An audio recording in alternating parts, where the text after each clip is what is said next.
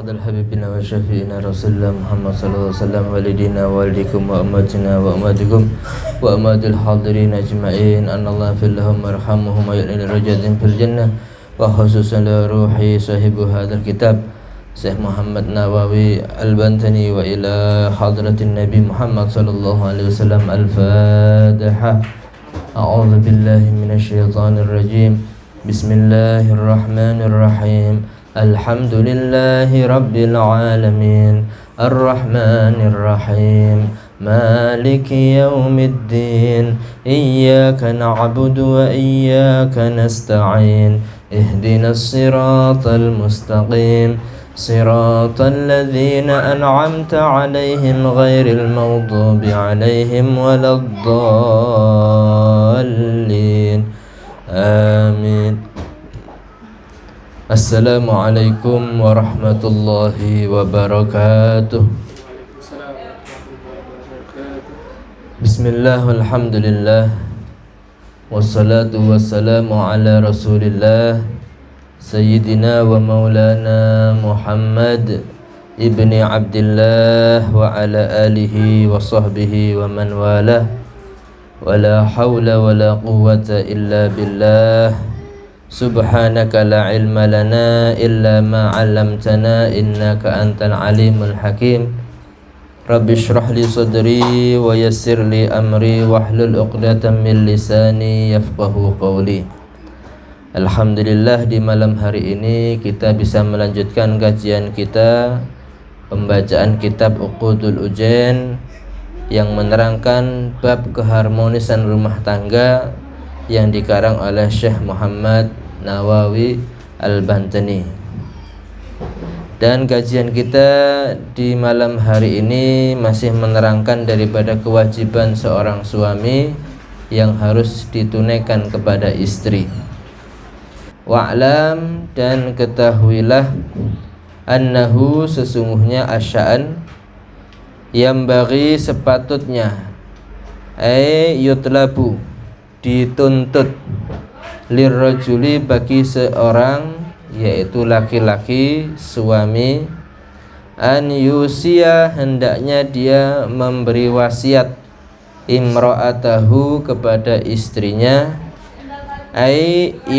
murahu ya'muraha, yaitu memerintah kepada istri, wa yudzakkiraha, dan mengingatkan kepada istri, wa yasta'tifa biha, dan berlemah lembut kepada istri. Wa fil hadisi, dalam sebuah hadis Rasulullah sallallahu alaihi wasallam bersabda, rahimallahu rajulan, Allah merahmati kepada seorang laki-laki, baik dia sebagai seorang suami atau seorang ayah, sebagai kepala rumah tangga.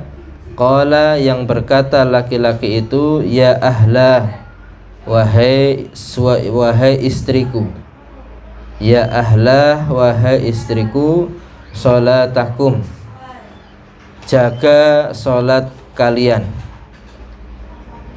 siyamakum, jaga puasa kalian, zakatakum, jaga zakat kalian, miskinakum, peduli kepada orang-orang yang miskin di antara kalian, yatimakum, dan orang-orang yang yatim, jiranakum, dan pedulilah kepada tetangga-tetangga kalian. La'allallaha, niscaya Allah subhanahu wa ta'ala, yajma'ukum, akan mengumpulkan kalian, ma'ahum, bersama mereka, fil jannah, di surga Allah subhanahu wa ta'ala. Hadis ini menerangkan bagaimana menjadi seorang suami atau kepala rumah tangga yang dirahmati oleh Allah.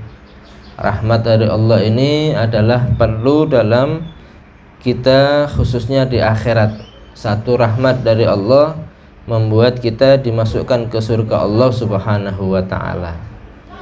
Bagaimana menjadi seorang suami yang dirahmati oleh Allah? Kata Rasulullah, yaitu qala, dia selalu wasiat kepada keluarganya, ya ahlah, wahai keluargaku, anak dan istriku, sholatakum, jagalah sholat kalian.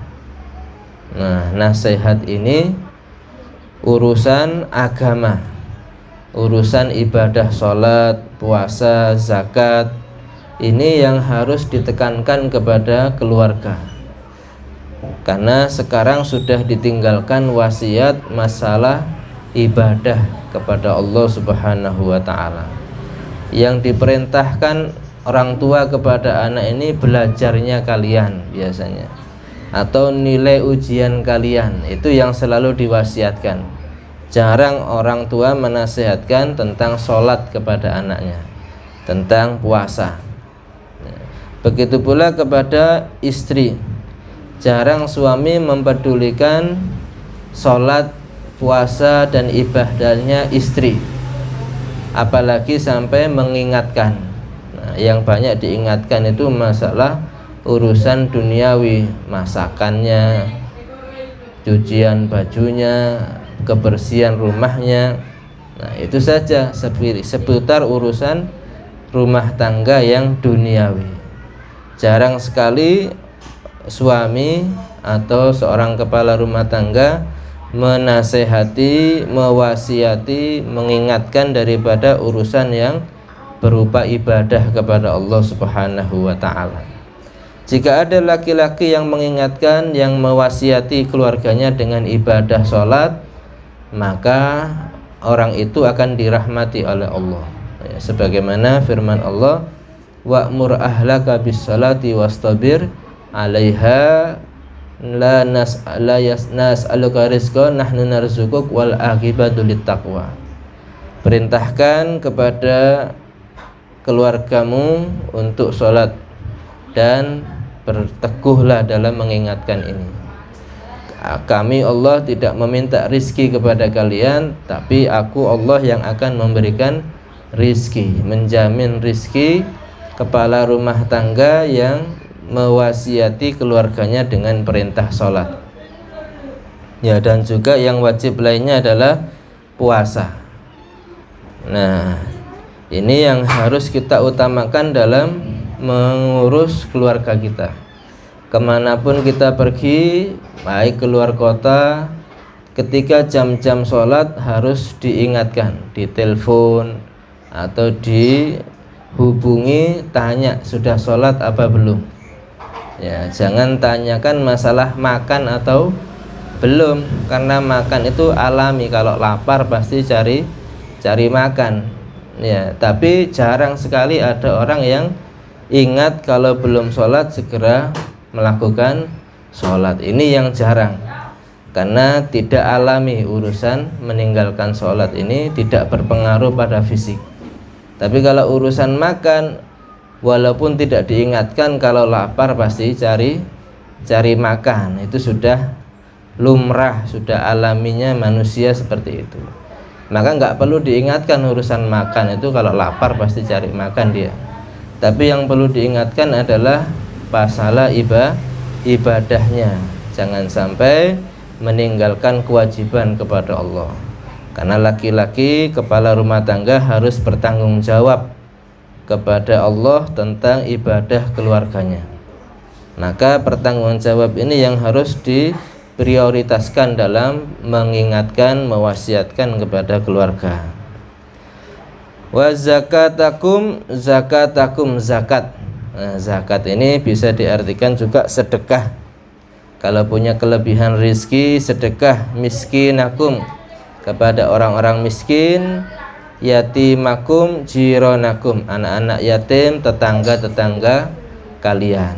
Ya, bahkan Rasulullah Sallallahu Alaihi Wasallam mengingatkan kepada putrinya Sayyidah Fatimah dan juga istrinya Siti Aisyah untuk selalu rutin istiqomah bersedekah.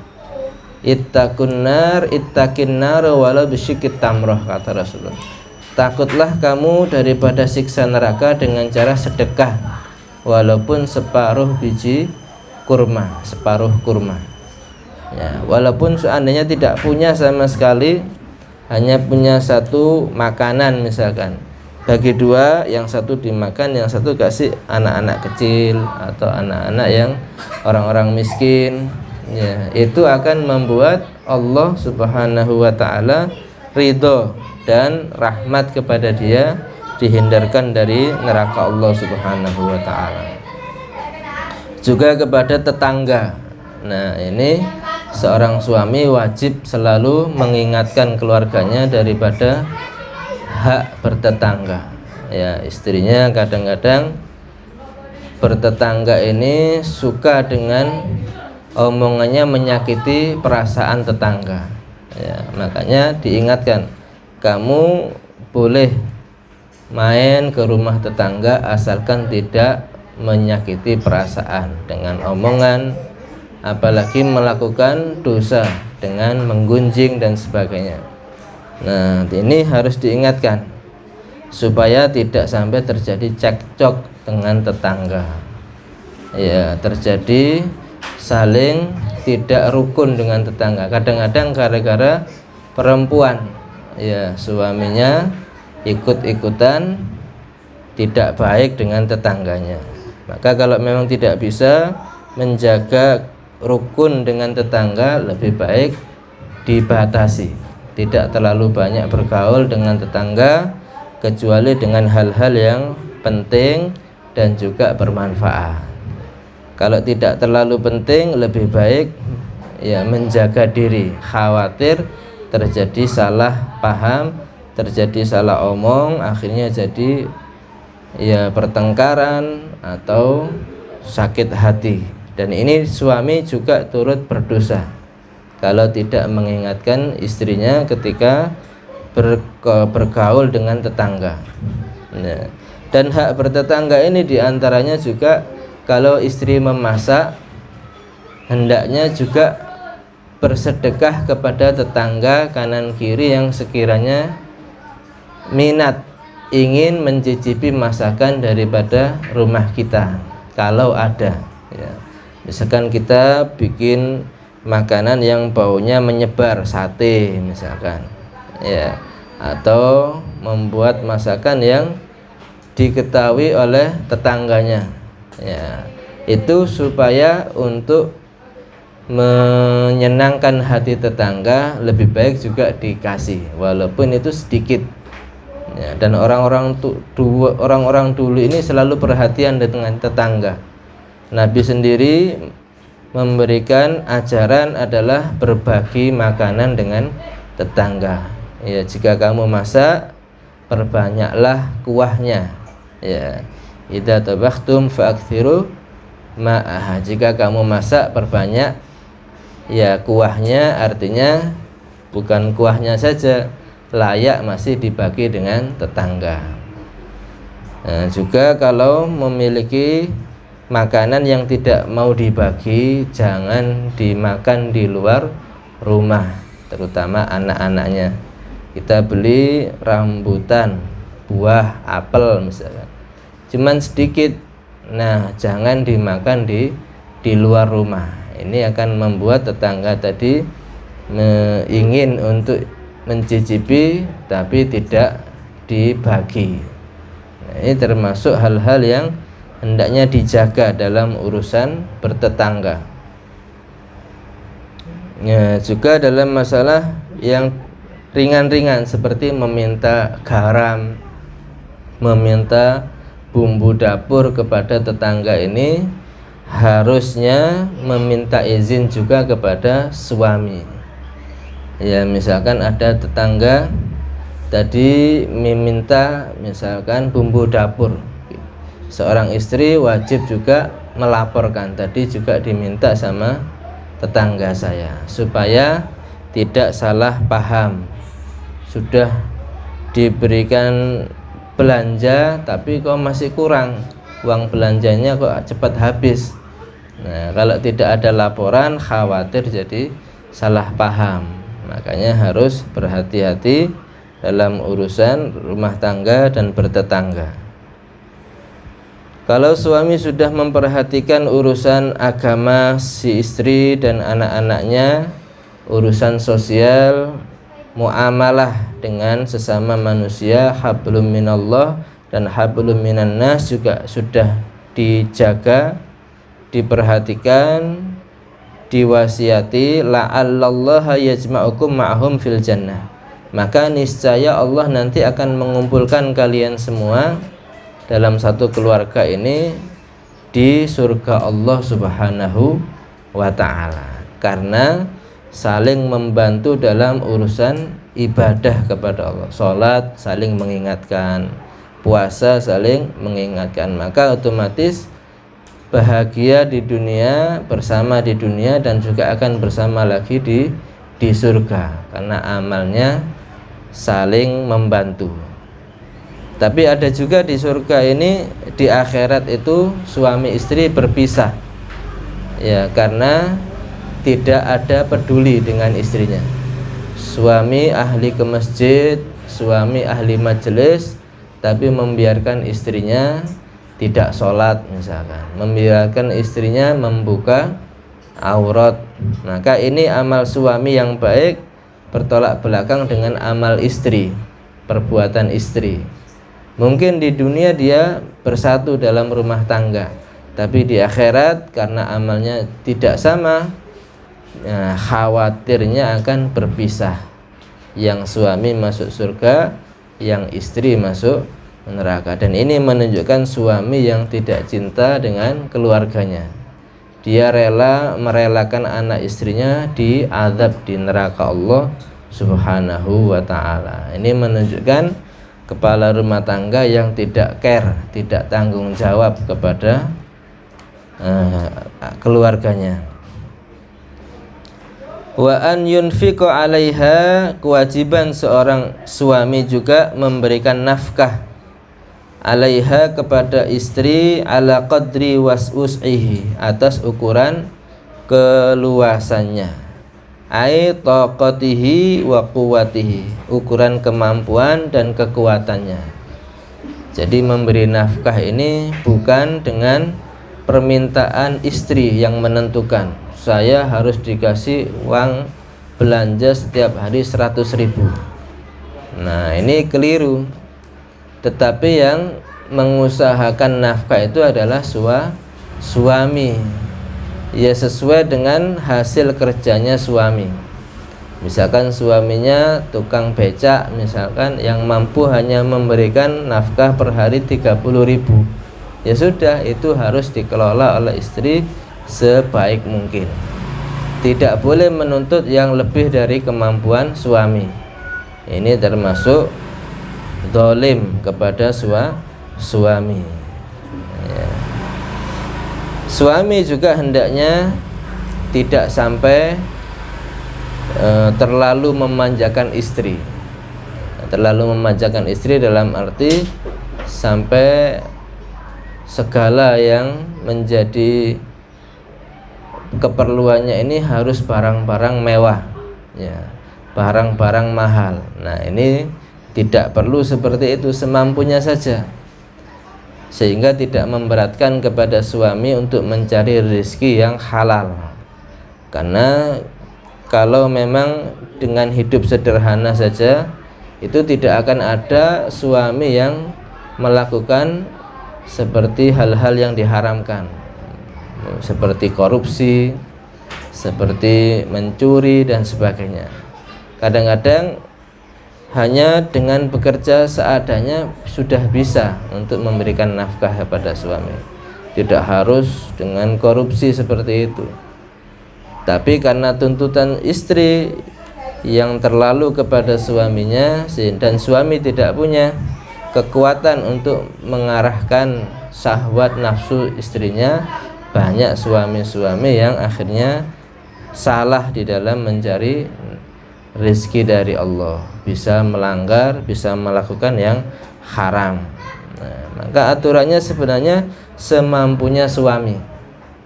Ya, mampu di sini otomatis ya dengan jujur. Kalau memang hasilnya segitu ya sudah dikasihkan, jangan ditutup-tutupi. Kecuali kalau memang ada maslahat. Ya, kalau ada maslahat, misalkan dia setiap hari sudah memberikan nafkah kepada istri dengan layak, kemudian dia juga ingin memberikan uang kepada orang tuanya tanpa mengurangi jatah nafkah keluarganya, ini boleh, tidak ada masalah, karena tidak mengurangi jatah nafkah anak istrinya secara sederhana. Selebihnya dia boleh memberikan kepada orang tua, kepada orang-orang yang membutuhkan untuk sedekah dan sebagainya. Ini hukumnya boleh bagi suami, tidak ada masalah. Yang tidak boleh ini kalau sudah tidak memberi nafkah kepada istri tetapi dipakai untuk kebutuhan yang tidak penting, ini yang tidak boleh. Selama dia sudah memberi nafkah kepada anak istri, selebihnya boleh dipakai untuk maslahat, untuk sedekah, untuk memberikan kepada orang tua, saudara yang membutuhkan, hukumnya boleh dan itu perlu untuk menjalin bakti kepada orang tua dan hubungan persaudaraan dengan saudara.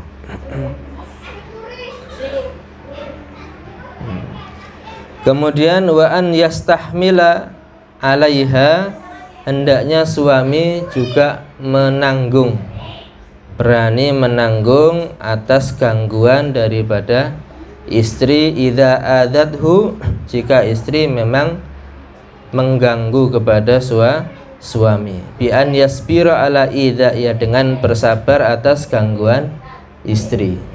Nah, ini kewajiban suami. Nah, suami itu menikah dengan istri hendaknya sudah paham setiap manusia itu ada kelebihannya, ada kekurangannya. Mungkin dia kelebihannya pandai, kelebihannya misalkan kalau bekerja ini bagus, sempurna. Cuman juga ada kekurangannya, apa? Mungkin dia cerewet, mungkin dia sering ngomel dan sebagainya. Dia terlalu ketat dalam mengatur seorang anak atau suami. Nah, itu namanya positif dan negatifnya, kekurangan kelebihannya. Nah, untuk menghadapi kelebihan itu kita enak, cuman menerima kekurangan ini harus butuh wawasan, butuh cara pandang ke depan, ya. Seperti dicontohkan kemarin, kita timbang kesalahan istri ini dengan jasanya istri. Ya, kalau memang jasanya sudah besar, kesalahannya sedikit, ya sudah dimaafkan saja, selama tidak melanggar urusan agama seperti kemarin. Nah, kalau tidak mau menanggung kekurangan istri, ya tidak mungkin dia akan dapat istri yang sempurna. Tidak ada istri yang cantik, sabar, solihah, pandai, kemudian tawadhu, itu hampir sulit ditemukan, ya. Kalaupun ada, bukan untuk kita misalkan. Kenapa? Ya butuh modal banyak, ya, untuk mendapatkan sesuatu yang tinggi. Kita juga harus punya kos, punya, ya, yang harga tinggi itu kita juga harus punya pembayaran yang sepadan. Nah, kalau kita bukan orang-orang yang sepadan dengan seperti itu, ya kita harus siap menanggung kekurangan istri. Ada yang misalkan dia tidak cantik, cuman sabar, menerima apa adanya. Ya, ini harus kita pelajari daripada seorang istri, positifnya dan negatifnya, supaya kita bisa bersabar atas gangguannya. Wa yatalattafu biha, dan tetap berlemah lembut kepada istri. Ini kewajiban suami. Lemah lembut artinya bi an yudariha bil ma'ruf, yaitu dengan bergaul kepada istri dengan cara yang baik, ma'ruf. Ya, kita bahasa Jawanya ngemong, membimbing kepada istri. Ya, kadang-kadang istri itu perlu dijunjung, disanjung. Masya Allah, kamu ini kalau masak enak. Ya, perlu seperti itu, padahal kita juga males ngomongnya. Ya, Cuman perlu seperti itu karena untuk membuat dia ini merasa dihargai, membuat dia merasa bahagia ketika masakannya itu sudah bagus ya. Perlu kita memuji satu saat supaya untuk membuat semangat ya. Bukan setiap kali dipuji, bukan, cuman ini untuk memuji ini supaya dia juga merasa senang dengan apa yang telah dia lakukan. Apalagi di rumah tangga baru ya, kadang-kadang masak itu belum bisa, memberikan garam itu dianggap seperti memberikan gula ya. Seharusnya setengah sendok teh dikasih 1 sendok makan ya. Kalau kita harus bisa mengkondisikan, bagaimana masakan saya bang? Masya Allah, tidak ada di Pasuruan ini yang masaknya seperti kamu ini, luar biasa ya. Jadi setelah itu ya jangan dimakan ya, mules nanti, luar biasa asinnya maksudnya ya. Ya seperti itu, kita juga perlu untuk membesarkan hati supaya tidak tersinggung, tidak patah semangat ya. Tapi lebih baik kamu juga belajar dengan buku-buku resep masakan atau tanya kepada tetangga, saudara supaya ada perbaikan ya. Tapi jangan langsung masakan kamu ini kalau dikasih kucing tidak mau ini ya. Kucing saja tidak mau apalagi saya ya. Itu enggak boleh seperti itu. Artinya kita tetap bermanis muka, berbaik kepada dia untuk supaya tidak sampai patah semangat, tidak sampai dia kecewa. Nah, ini perlu juga dilakukan. Mudari ini berpura-pura. Kadang-kadang kita pura-pura suka dengan apa yang dia lakukan, padahal kita ya kurang suka ya. Padahal kita juga sebenarnya nggak seneng seperti itu, cuman untuk supaya dia nggak kecewa kita tetap pura-pura suka. Ini hukumnya boleh berbohong kepada istri untuk menyenangkan hati istri selama tidak yang haram, ini boleh. Begitu pula istri berbohong kepada suami, ini diperbolehkan dalam agama ya. Tapi ada beberapa yang bohong ini boleh, seperti berbohong untuk menyembunyikan orang yang mau dibunuh, ini boleh, bahkan wajib berbohong karena untuk menyenangkan hati istri atau suami, ini boleh ya. Berikutnya ya seperti berbohong juga untuk kepada anak supaya bisa ya, tidak sampai rewel. Kita misalkan dia minta mainan, kita janji nanti aja ya, itu sebenarnya diperbolehkan karena memang ada maslahatnya tidak diberikan ini ya. Begitu pula bohong kepada istri dalam beberapa hal diperbolehkan.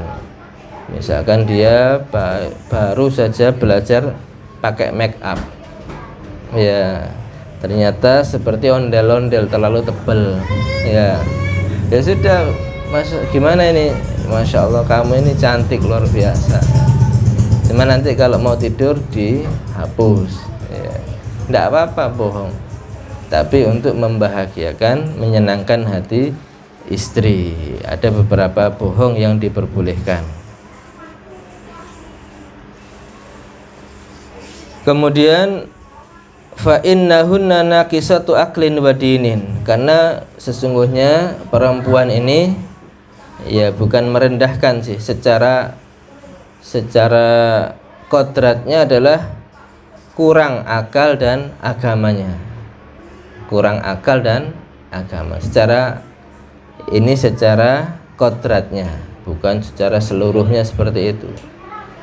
Karena banyak kita temui ketika menjadi seorang pemimpin, perempuan ini kacau semua ya. Dia ketika terkena tekanan daripada dunia luar sudah panik ya. Perempuan itu mudah panik, kena tekanan ini panik, kena teror sedikit sudah pusing Ya, karena itu nggak boleh perempuan ini menjadi pemimpin, karena dia tidak akan stabil dalam memimpin, karena kurang akalnya. Dan agama juga sama. Agama ini artinya dalam ibadah perempuan ini lebih rendah dari laki-laki secara hitungan normal.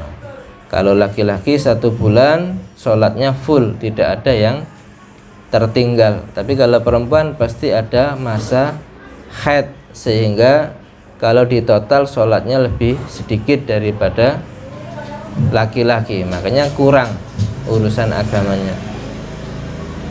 Ya, ini tidak seluruh perempuan seperti itu. Ada perempuan yang khusus seperti Siti Aisyah, Siti Fatimah, ini yang lebih daripada laki-laki.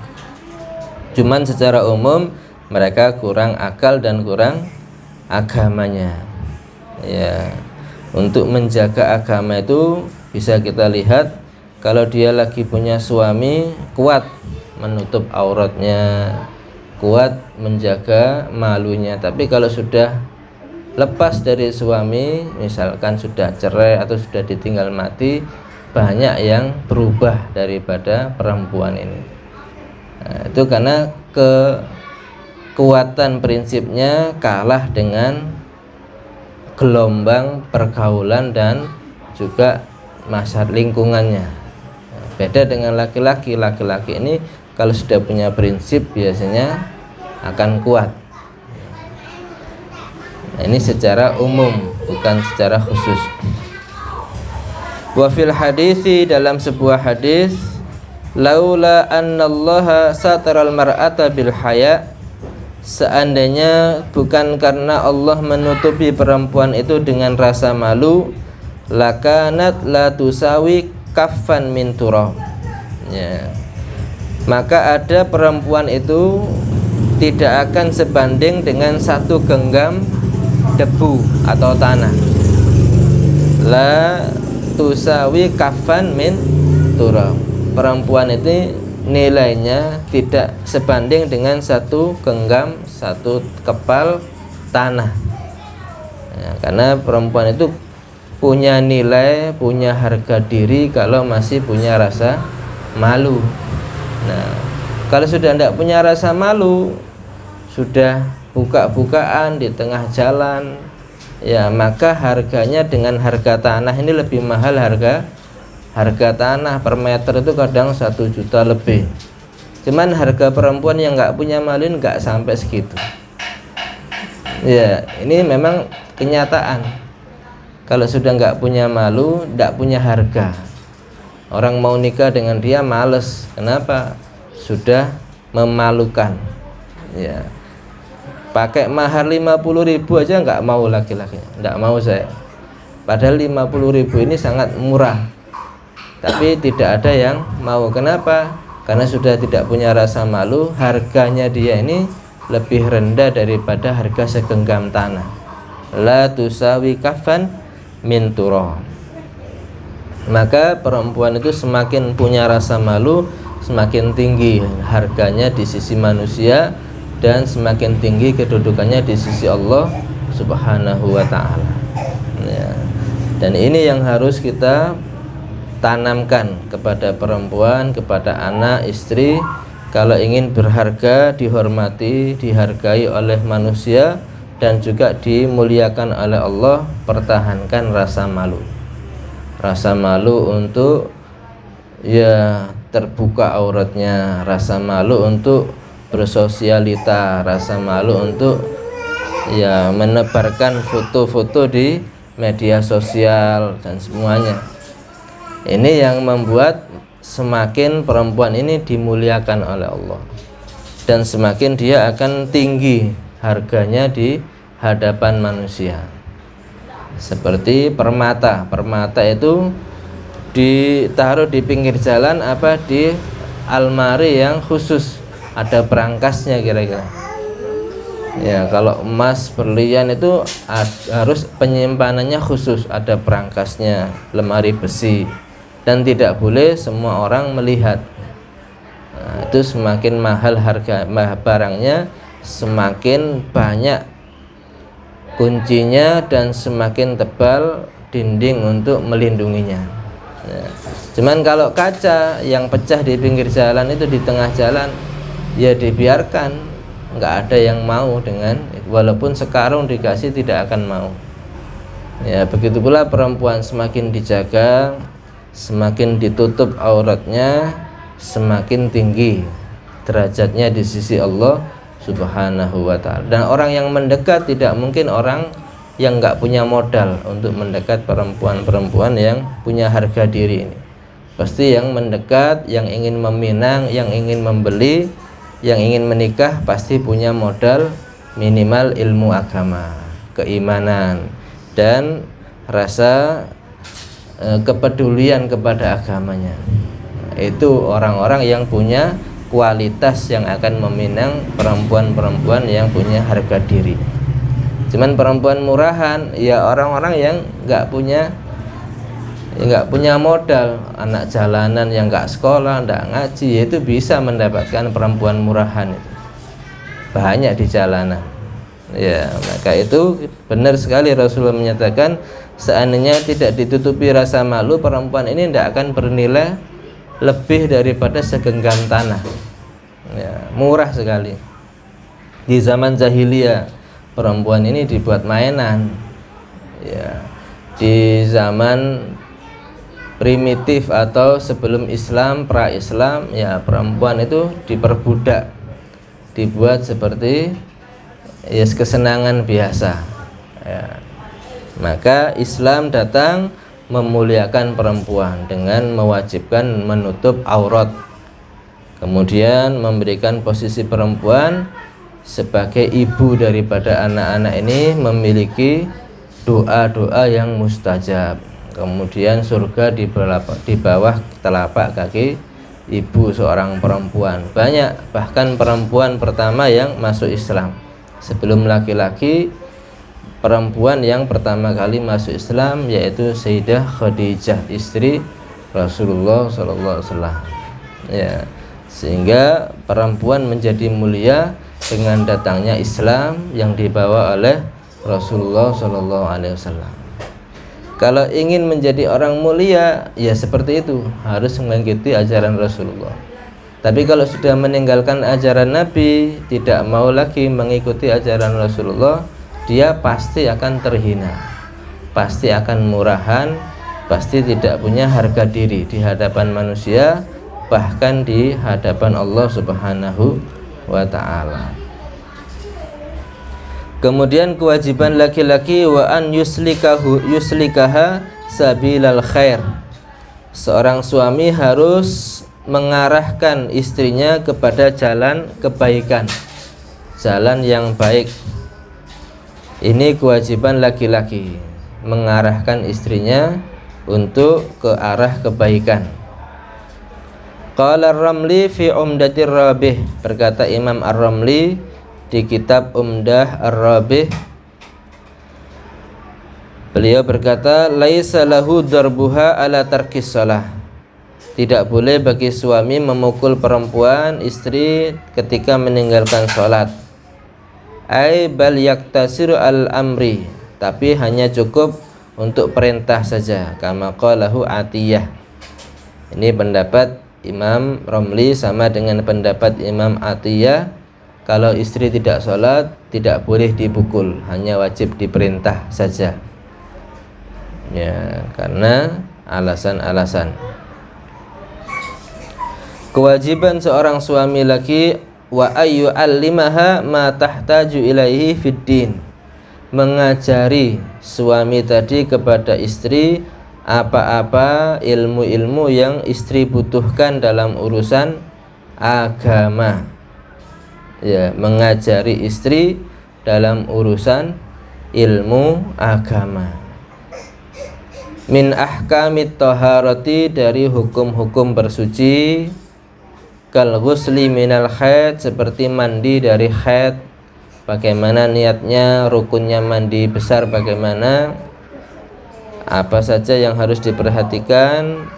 Wal janabati, dan juga mandi setelah janabat. Wakal wudu'i wat tayammum, Juga hendaknya mengajari masalah wudhu dan tayamum. Ya, ini penting.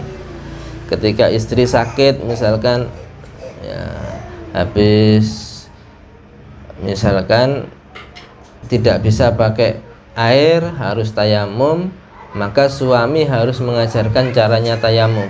Tayamum begini, kamu ambil debu, usap wajah, kemudian ambil lagi usap kedua tangan, niatnya diajarkan. Ya, kalau bukan suaminya, siapa lagi? Yang menunggu dia waktu sakit kan suaminya. Nah, maka suami harus bisa mengajari istri urusan kesucian, mulai cara mandi besar, cara berwudu yang benar, kemudian tayamum kalau memang diperlukan, karena tayamum ini perlu ketika istri sakit, misalkan nggak bisa pakai air untuk berwudu, tayamum. Nah, bukan mengajarkan urusan manajemen atau sales, jadi pedagang, jadi akuntan dan sebagainya, bukan. Itu tidak ada nanti pertanyaan di akhirat. Tapi ajari istri bagaimana dia wudhunya benar. Jangan sampai teledor ketika pakai lipstik misalkan terlalu tebal, itu menghalangi sampainya air ke kulit bibir. Ya, maka kamu harus membersihkan dulu lipstik itu sebelum berwudu supaya sah wudunya, airnya menembus ke kulitnya bibir, kulit bibir. Yang paling sulit ketika suci dari haid, saat istri bekerja di luar rumah. Nah, ini sudah sering saya sampaikan. Misalkan istri melihat kebiasaan tanggalnya menjelang suci, hari ini hari Senin misalkan, dan dia masuk kerja kantor atau di dinas atau karyawan pabrik, maka suami harus mengingatkan, kamu harus bawa pakaian suci untuk sholat. Nah, ketika nanti sudah suci dari haid, kamu harus segera mandi besar dan langsung sholat. Ya. Kalau kamu tidak membawa pakaian suci, khawatir pakaian kamu terkena darah haid yang najis, kamu tidak bisa sholat, apalagi jika kamu tidak mandi besar, maka kamu menanggung dosa besar, meninggalkan sholat dengan sengaja. Nah, ini jarang sekali suami yang memperhatikan urusan kesucian setelah haid ketika istrinya bekerja di luar rumah. Ya benar, dia mengingatkan jaga sholatnya, cuman dalam sholat ini ada syarat rukunnya. Syaratnya adalah suci dari haid dan nifas salah satunya. Bagaimana ketika suci dari haid dan nifas? Harus mandi besar dan mengganti pakaian yang terkena najis dengan pakaian suci. Nah, kalau tidak dipersiapkan dari rumah, ya hampir tidak ada pakaian yang tersedia untuk mengganti pakaian najis tadi. Ya, dan juga harus berusaha mandi besar. Bagaimana caranya? Ya, dia kondisikan supaya bisa mandi sebelum melaksanakan sholat wajib. Nah, ini sulitnya ketika istri ini berada di luar rumah, bekerja di luar rumah ketika tidak dikontrol oleh suaminya. Dan ini hampir jarang dipesankan oleh seorang suami kepada istri yang bekerja di luar rumah yang suci dari haid. Dianggap istrinya ngerti, istri saya sudah ngerti kok, dia akan sholat. Ya, sholat tapi kalau bajunya najis, haram dipakai tanpa ada persiapan. Ya, maka itu harus seorang suami mengajarkan hal-hal kebutuhan agama daripada masalah bersuci. Wal haid, dan juga haid. Nah, suami wajib mengajarkan masalah haid bagi istrinya. Nah, kan ini bukan urusan orang laki-laki, memang bukan urusan laki-laki kalau dia belum menikah. Cuman kalau sudah menikah atau punya anak perempuan, karena dia penanggung jawab, kepala rumah tangga, sudah menjadi kewajiban bagi suami atau kepala rumah tangga mengajarkan pelajaran haid kepada istri dan anak perempuannya. Maksudnya apa? Ai min kulli ma yata'allaqu bihi, setiap hal-hal yang berhubungan dengan haid. Apa yang diharamkan ketika haid? Enggak boleh kamu baca Al-Qur'an kalau haid. Ya. Lo kan itu ada di TV, ada di medsos yang membolehkan. Nah, ini harus kita kasih tahu. Kan jangan membuat sesuatu yang enggak jelas. Lebih baik diganti zikir aja yang pasti tidak ada masalah daripada baca Al-Qur'an nanti dengan niat ini niat itu padahal itu masih rawan keharamannya. Lebih baik diganti. Ya. Atau urusan masalah haid ini panjang kalau dibahas. Falladzi la budda min irsyadin nisa ilaihi fil haid, dan dalam hal-hal yang wajib diterangkan pada perempuan ketika dia haid adalah bayanus shalawatil lati taqdhiha, menerangkan salat-salat perempuan yang wajib diqadha. Ya. Fa innaha, maka sesungguhnya mahman qata'a damuha, ketika terputus darahnya, qubailal maghrib, sebelum maghrib, menjelang maghrib, bimikdari rokaatin, dengan ukuran 1 rakaat. Nanti kita bahas. Fa'alaiha qada'udz zuhri wal asri, maka wajib bagi perempuan mengqadha salat zuhur dan salat asar. Nah, ini agak penting pembahasannya, yaitu masalah dalam bahasa fikih turuwul mani wa zawalul mani. Turuwul mani ini ketika datangnya haid. Nah, kalau zawalul mani ketika suci dari haid. Kalau masalah yang pertama turuwul mani, misalkan dia datang haid jam 12 siang. Adzan atau masuk salat zuhur adalah setengah 12 lebih sedikit, tapi dia belum sholat zuhur, maka itu nanti kalau belum sholat zuhur punya hutang sholat zuhur, harus dicatat atau ditandai. Ketika nanti sudah suci dari haid, sholat zuhur yang belum dilaksanakan dulu ketika datangnya haid itu harus diqadha. Itu namanya turuwul mani, datangnya haid. Dia punya utang, belum mengerjakan sholat zuhur padahal sudah masuk zuhur. Nah, ada lagi yang zawalul mani. Zawalul mani ini setelah suci dari haid. Nah, ini ada pembahasan dalam hadis itu, kalau perempuan ini suci dari haid di waktu yang bisa dijamak, sholat yang bisa dijamak, yaitu zuhur dan asar, maghrib dan isya.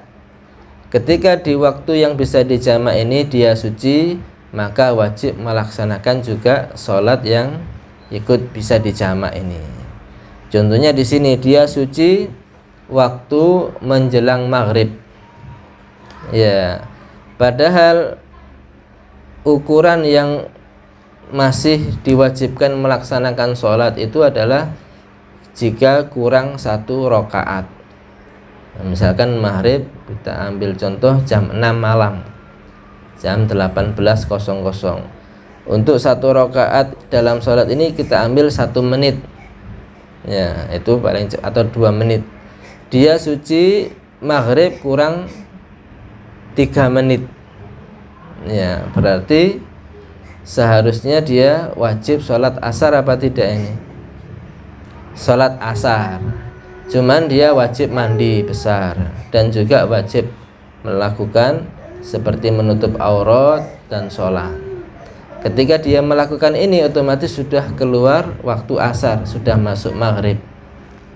Nah, maka dia tidak bisa melaksanakan sholat asar, ini harus diqadha di waktu maghrib. Bukan hanya sholat asar, karena sholat asar ini pasangannya dengan sholat duhur jamaknya, maka duhurnya juga wajib dilakukan qadha di waktu sholat maghrib, karena itu satu paket duhur dan asar ini.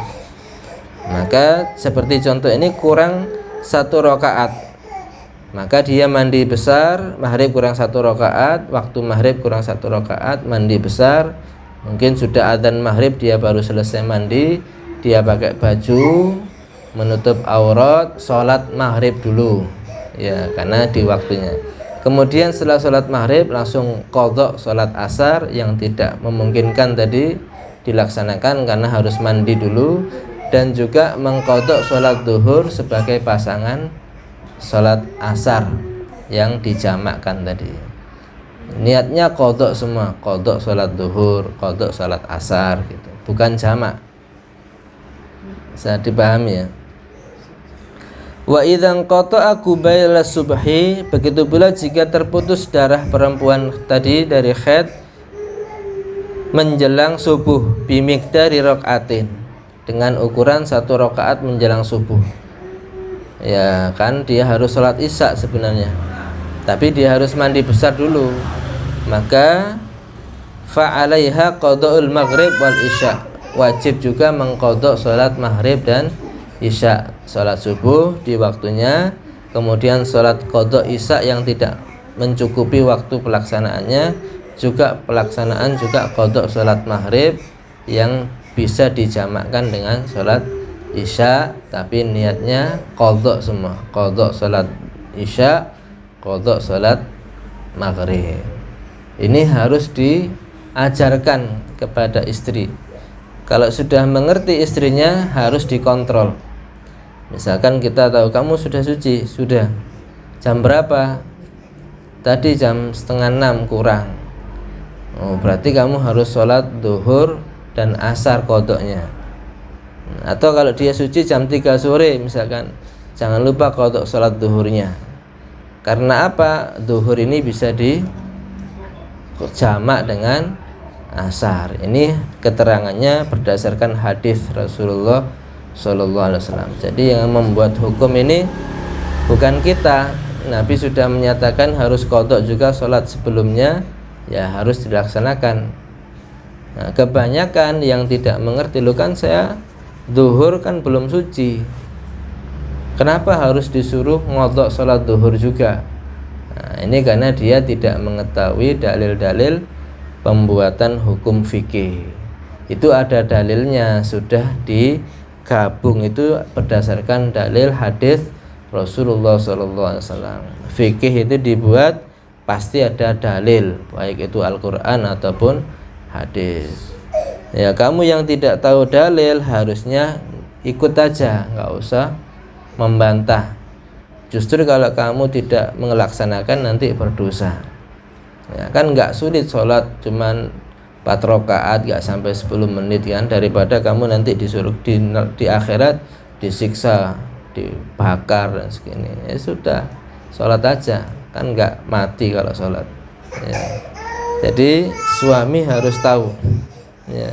Kalau nggak tahu nanti tidak kontrol seperti ini, dan di akhirat nanggung juga suami terhadap kelalaian istri.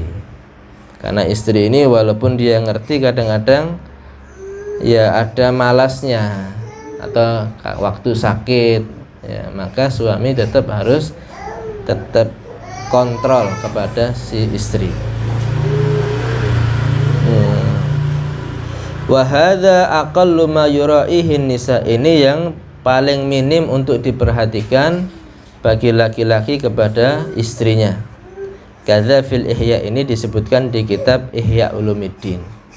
Nah, ini yang harus diperhatikan. Bukan kamu masak apa, bukan kamu make upnya beli yang apa, nggak usah, itu urusan nggak penting. Tapi urusan sholat, urusan kesucian, urusan masalah haid, ini harus diperhatikan betul. Nah,